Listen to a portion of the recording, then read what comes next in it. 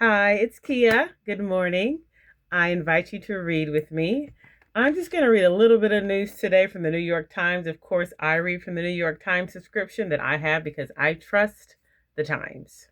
I trust the newspaper. For unbiased information. So I'm just going to read just a little bit. I'm not going to read the whole article, just a few. It's a little. Right now, I'm reading Blanche Gives GOP Senators Written Assurances on Trump's IRS Deal. Todd Blanche's confirmation as Attorney General has been held up over concerns about a planned $1.8 billion fund for Trump allies and the president's immunity from tax scrutiny. This was written by Michael Gold, Andrew Duran, and Hari Raj. Todd Blanche, the acting Attorney General, confirmed in writing on Sunday night that the Justice Department would abandon elements of the deal it struck with President Trump to resolve his lawsuit against the IRS, conceding to demands from Republican senators who had threatened to block his nomination as Attorney General. The Republican holdouts, Senators John Cornyn of Texas and Tom Tillis of North Carolina, announced in turn on Monday that they would support his nomination.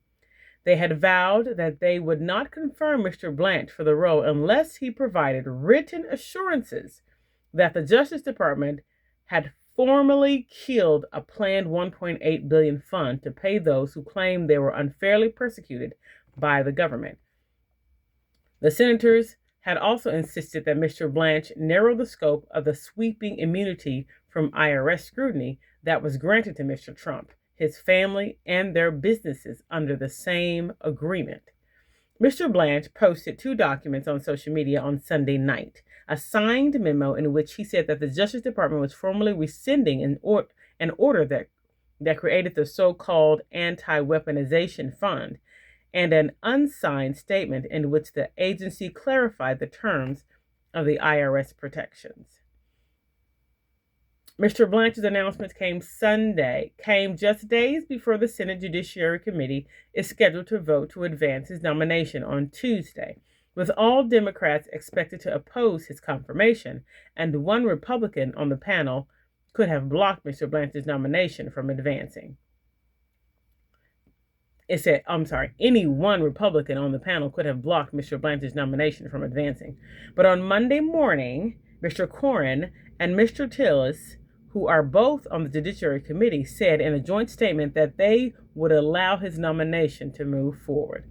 We are pleased that the Department of Justice has issued a formal order terminating the anti-weaponization fund, the senators said.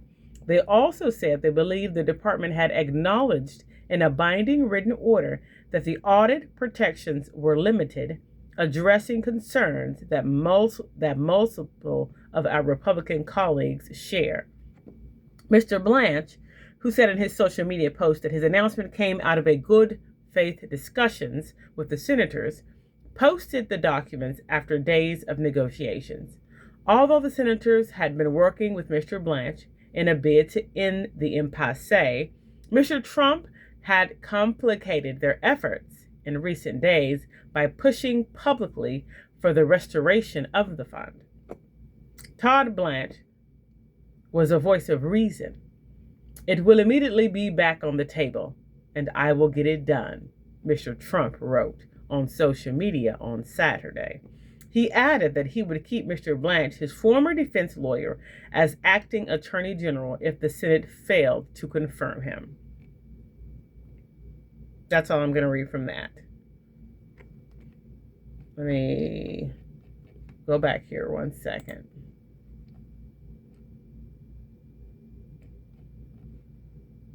And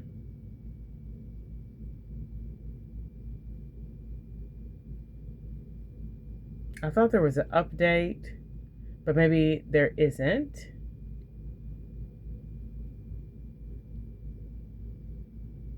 I think that's what I think that's the latest update. And I also want to read, there was an article in the New York Times that's stating that Kay Grangers, the path-breaking Texas Congresswoman. She's passed at age 83. And that is also an article in the New York Times this morning. She was the first Republican woman from the state to be elected to the House of Representatives. It caused a stir in 2024 when she was discovered to be residing in a senior living facility while still in office. I do remember Kay Granger. Kay Granger, the first Republican woman from Texas to be elected to the House of Representatives. This was written by Catherine Q. Seeley, this article in the New York Times. Kay Granger, the first Republican woman from Texas to be elected to the House of Representatives, who went on to chair the powerful House Appropriations Committee, died on Sunday at her home in Fort Worth. She was 83. Her son, J.D. Granger, said the cause was Alzheimer's disease. Ms. Granger left Washington in 2024 during her final year in the House and moved into an independent living facility in Fort Worth, an arrangement that her office did not disclose for months. When a conservative website broke the news in December 2024, Ms. Granger's son, Brandon, told the Dallas Morning News that she had been experiencing dementia issues. In a statement at the time, Ms. Granger said she had been navigating unforeseen health challenges that had progressed since September and made travel to D.C. difficult. The news caused a stir in Washington, coming as several older members of Congress also faced health issues, and the Republican majority in the House was razor thin. Ms. Granger was a local Republican official in Fort Worth and the city's first female mayor before she was elected to Congress in 1996. When she won the seat once held by former Speaker Jim Wright, a Democrat.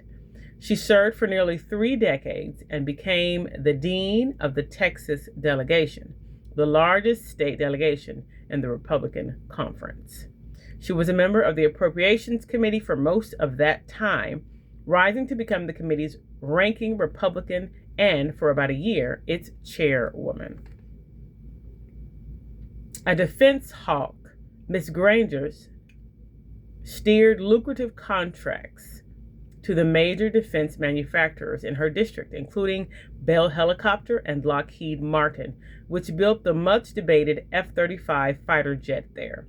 She established a reputation as an influential defender of the F-35, saying the jet was critical to the nation's national security despite its exorbitant price. In October 2023, at 80, she announced she would not seek re-election in 2024 without specifying a reason. But her colleagues told reporters that as someone who had long favored robust spending on defense, she was frustrated by far-right Republicans who wanted to limit spending and focus on hot-button cultural issues. In April 2024, Ms. Granger stepped down as Appropriations Chairwoman. She said she wanted to give the committee time to make a seamless transition for the coming fiscal year. She appeared at the Capitol in November 2024 for a ceremony honoring her tenure on the committee. The next month, the Dallas Express, a conservative website, reported that Ms. Granger had been residing in the independent living facility for several months. She had not voted in Washington since July.